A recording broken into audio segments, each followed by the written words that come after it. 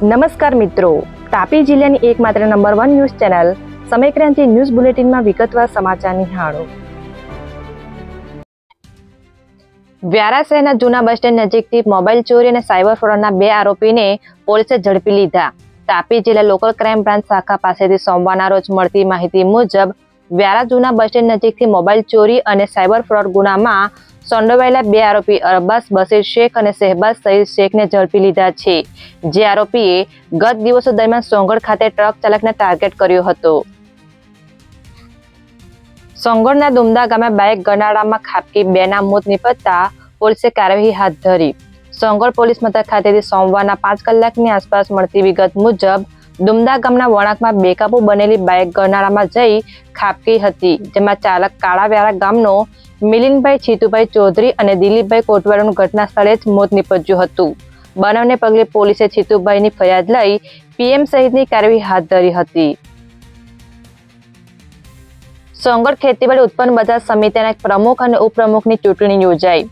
સોંગઢ ખાતે આવેલ ખેતીવાડી ઉત્પન્ન બજાર સમિતિની આજે સોમવારના રોજ પ્રમુખ અને ઉપપ્રમુખની ચૂંટણી યોજાઈ હતી, જેમાં અગાઉના પ્રમુખ અને ઉપપ્રમુખની 2.5 વર્ષની ટર્મ પૂર્ણ થતા ચૂંટણી યોજાઈ હતી. જ્યાં ભાજપ પ્રેરિત માર્કેટયાર્ડમાં પ્રમુખ તરીકે જિગ્નેશ દોણવાળા અને ઉપપ્રમુખ તરીકે રમેશ ચૌધરીની બિનહરીફ વરણી થઈ છે, જેમાં જિલ્લા રજિસ્ટ્રારની હાજરીમાં સમગ્ર ચૂંટણી પ્રક્રિયા પૂર્ણ કરવામાં આવી હતી. તાપી જિલ્લા પ્રાથમિક શિક્ષણ મહાસંઘના નેજા હેઠળ નિઝર પ્રાંતને આવેદનપત્ર આપવામાં આવ્યું. તાપી જિલ્લા પ્રાથમિક મહાસંઘ દ્વારા સોમવારના 11 કલાકની આસપાસ મળતી વિગત મુજબ નિઝર પ્રાંત અધિકારીને આવેદનપત્ર આપી રજૂઆત કરી છે, જ્યાં બીએલઓ અને સુપરવાઇઝર તરીકે કાર્યરત શિક્ષકોની કામગીરી દરમિયાન પડતી મુશ્કેલીનું નિવારણ લાવવા સહિત અલગ અલગ મુદ્દાને આવરી લઈ આવેદનપત્ર આપવામાં આવ્યું હતું, જેમાં હોદ્દેદારો સહિત શિક્ષકો જોડાયા હતા. વ્યારા શહેરના મિશન નાકા નજીકથી કેબિનેટ મંત્રીની હાજરીમાં જાહેર સભા અને પદયાત્રા યોજાતા મંત્રી દ્વારા માહિતી અપાઈ. વ્યારા શહેરના મિશન નાકા નજીકથી સોમવારના રોજ 11 કલાકની આસપાસ મળતી વિગત મુજબ સરદાર વલ્લભભાઈ પટેલની 150મી જન્મ જયંતિ નિમિત્તે જાહેર સભા બાદ યુનિટી માર્ચ યોજાતા કેબિનેટ મંત્રી નરેશભાઈ પટેલે મીડિયાને માહિતી આપી હતી. જ્યારે હું વ્યારા ખાતે અમારા ભગવાન બિરસા મુંડાજીની પ્રતિમા આગળ આપણે સૌ એકત્રિત થયા છે, ત્યારે અહીંયા પણ ખૂબ મોટી સંખ્યામાં યુનિટી માર્ચ જિલ્લા કક્ષાની આ એકતા યાત્રા અહીંયાથી પ્રારંભ થવાનો છે. ખૂબ મોટી સંખ્યામાં બધા જોડાયા છે, અનેક આગેવાનો જોડાયા છે, સાધુ સંતો જોડાયા છે, આર્મીના રિટાયર્ડ માણસો પણ જોડાયા છે.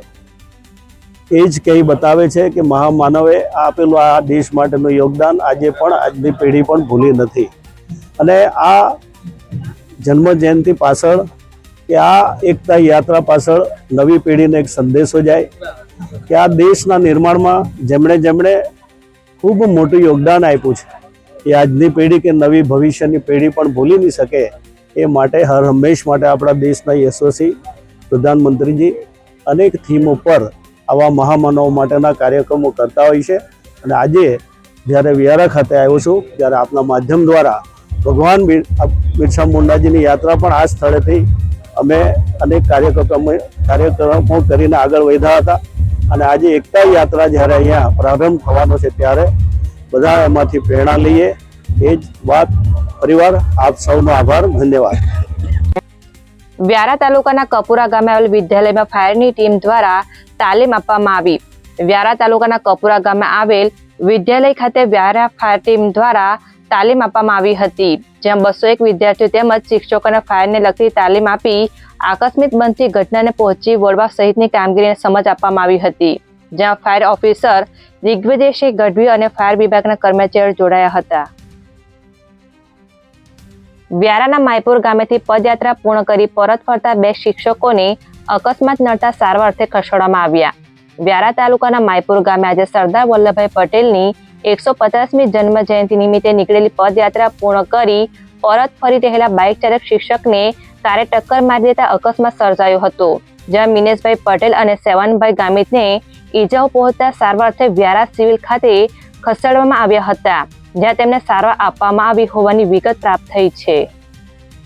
સમયક્રાંતિ ન્યૂઝ ચેનલમાં તાપીના સમાચાર મેળવવા માટે ચેનલને યુટ્યુબમાં જઈ સબસ્ક્રાઇબ અવશ્ય કરી લેશો અને લિંક તમારા મિત્રોમાં પણ શેર કરશો. આવતીકાલે ફરી મળીશું નવા સમાચાર અને અપડેટ સાથે. આભાર.